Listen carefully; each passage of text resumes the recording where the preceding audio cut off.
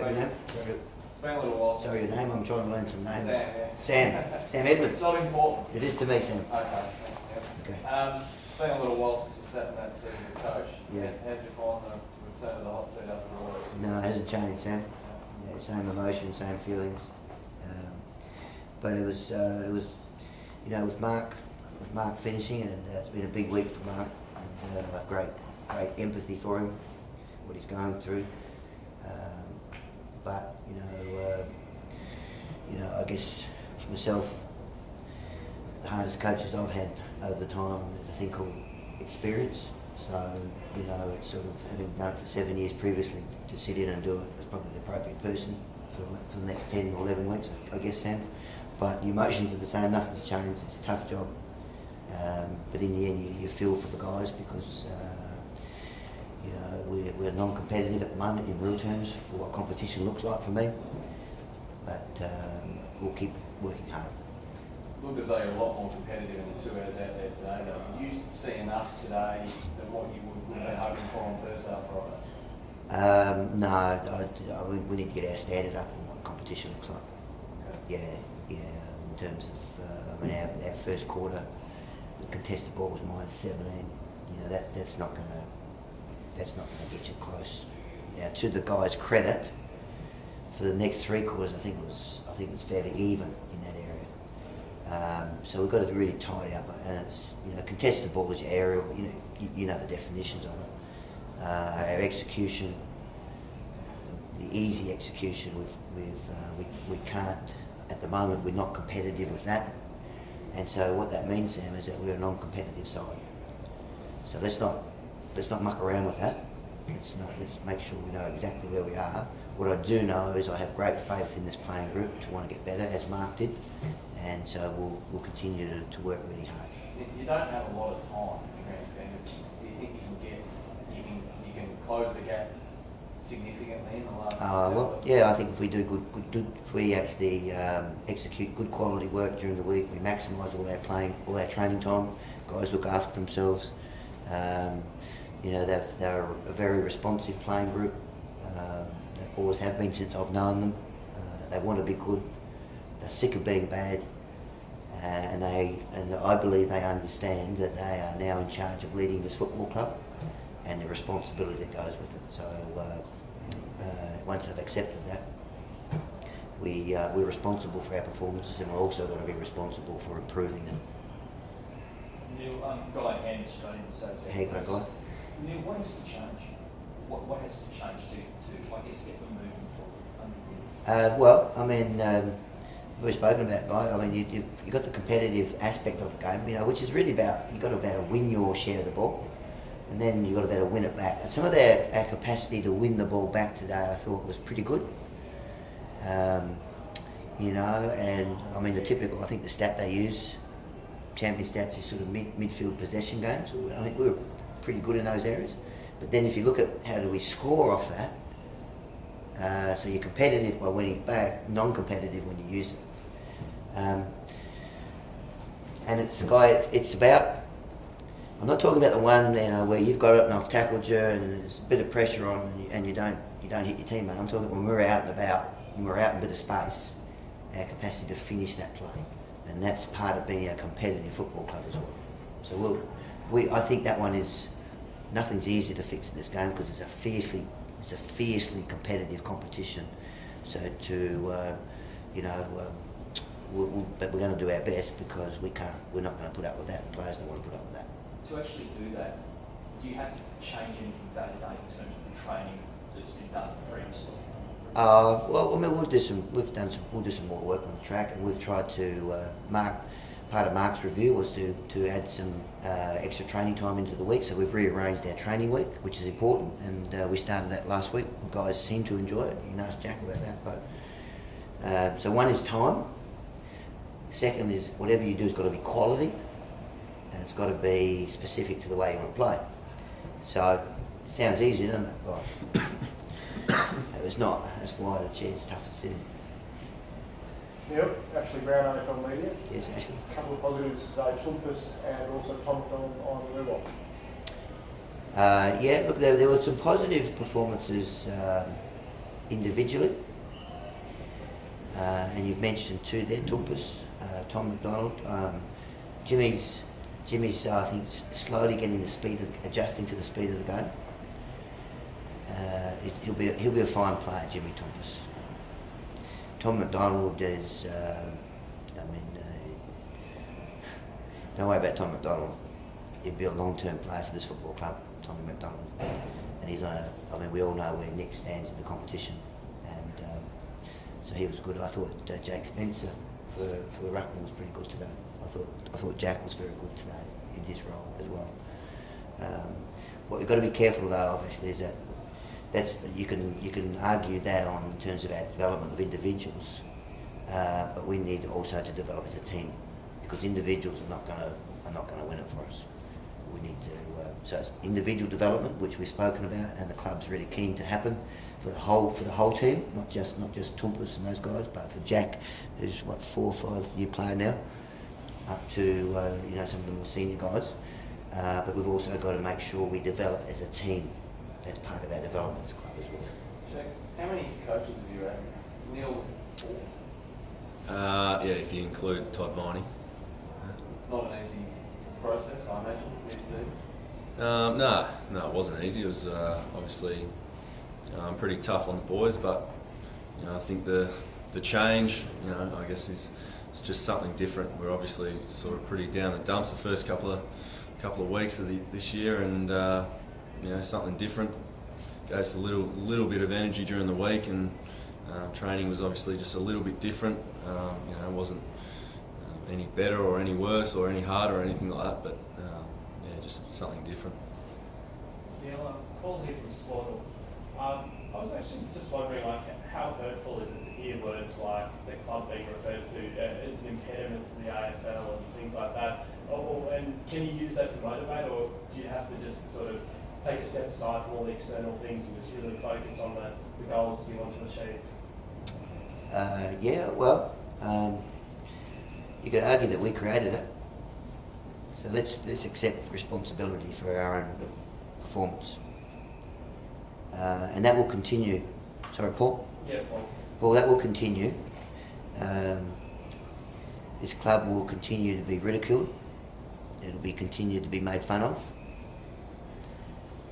It'll continue to be belittled until we improve our performances. Now, I personally don't like it, but that's what we've got, and so we'll accept the responsibility for our performances, and we'll accept the responsibility to try and get out of it. I guess those being ridiculed, made fun of in the public arena, which some of it disappoints me, to be honest with you, in this competition, but that's what we've got. We've created it, so we need to get out of it. So, we've made the bed. We need to lie. Neil, Russell Ashby is on football. Is your emphasis... How old's inside football, Russell? I've been reading that when I was a little kid. 43 years Yeah, old. I know. Not very old as me, but not good. Is your emphasis from here on in terms of drawing players in different roles, or trying to stabilise players in roles for the rest of the season? Yeah, I think the way the AFL is going, flexibility is a great characteristic to have as a player. We won't be in the business of giving anyone games of football. You want to play for the Melbourne Football Club, you're going to have to earn the right with performances at Casey Fields, and that's turning out to be a fantastic relationship for Melbourne, for Aaron Welsh coaching there and some of the performances there. So you can never, I don't think you can never give a game of AFL. It's too valuable, okay, and it's a really important characteristic for young players to learn and value the game of footy.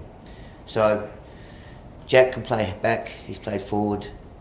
Actually, you probably didn't notice, he actually played in the ruck for little periods late in the game. That's good for his development. Jack's going to develop great flexibility. We've got a range of other players that are going through positions, but you also, at this stage, you need to develop some specificity. Like Dean Turlick at the moment, establishing himself actually as a halfback flanker. And so once he gets that under control, then we'll look at him somewhere else. So. Neil, do you still love coaching? I know it's only early, Yeah. Senior coach.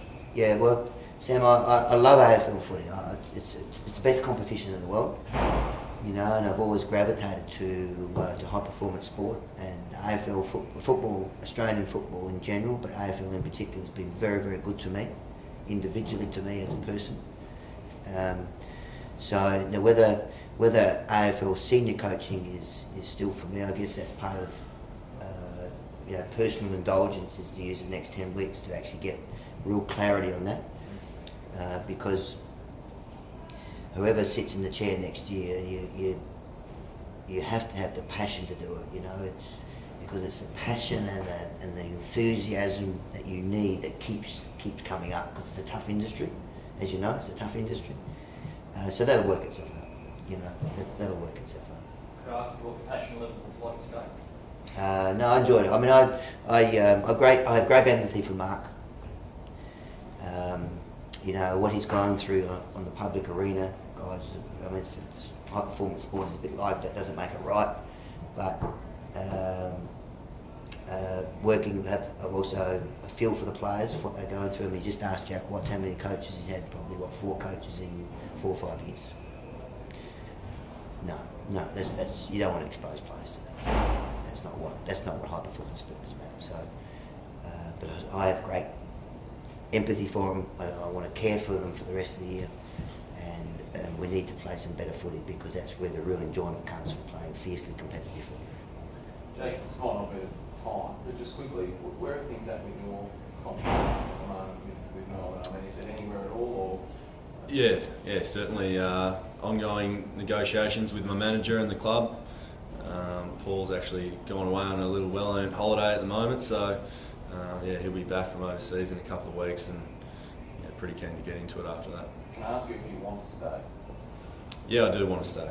Yeah, it's it's a great group of blokes that I've spent the last five years with, and obviously it's been tough, and at the moment, as Craigie's saying, we're non-competitive and it's frustrating. But I think the things that are going on behind closed doors, and the way that we're training, and I want to be there for when it turns around, and hopefully that's sooner rather than later. That's for sure. Sam, just on that, Sam, it's up to the Melbourne Footy Club to provide an environment for players like Jack who are coming out of contract to want to stay. That's part of our responsibility. Because these guys are highly motivated young men, and your responsibility is not to demotivate them. People think it's all about motivation. I mean, these guys are highly motivated. So the responsibility of the Melbourne Footy Club is to get its act in order, to provide an environment where when people come to the Melbourne Footy Club, whether it be a player or an employee, they have an absolute belief that they'll be able to be the best they can possibly be.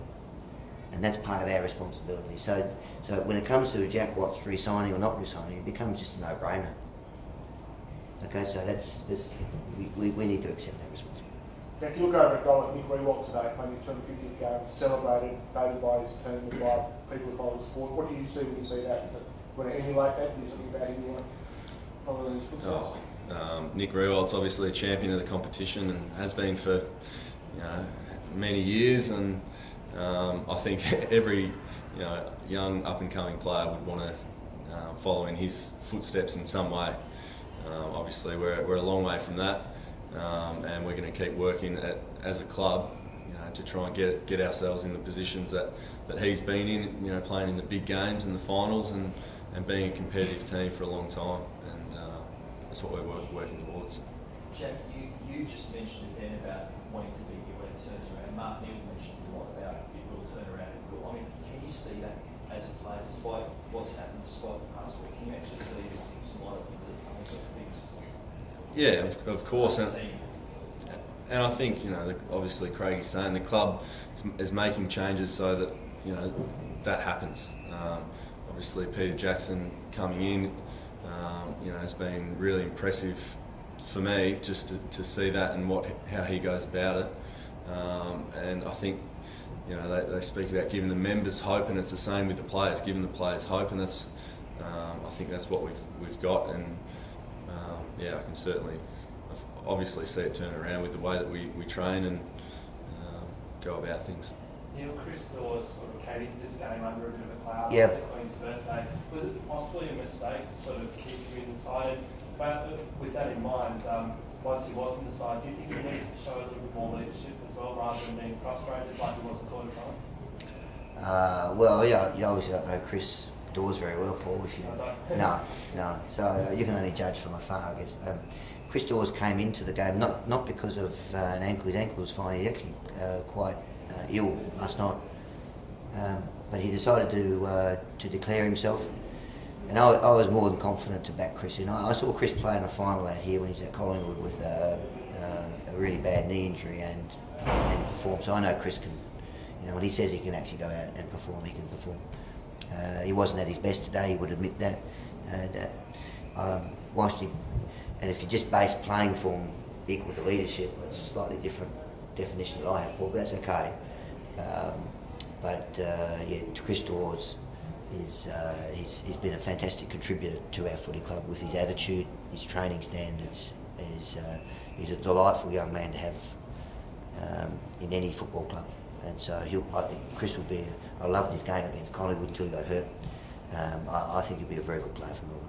The fact he was out there is basically showing the way. Yeah, and that's true. It's showing the way, but you've got to be careful about running out the race and just being out there.